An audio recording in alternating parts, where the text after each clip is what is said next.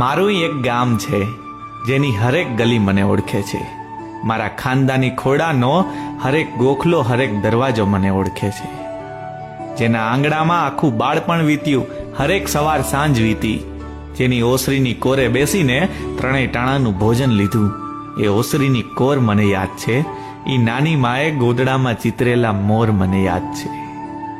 દોસ્તારો હારે ઉઘાડા પગે ખેતર ખેડવા અને આંબાની કેરીઓના ભાગ પાડવા.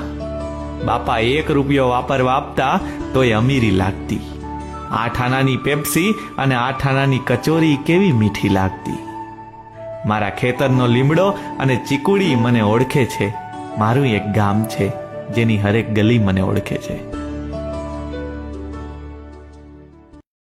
મારું એક ગામ છે જેની હરેક ગલી મને ઓળખે છે.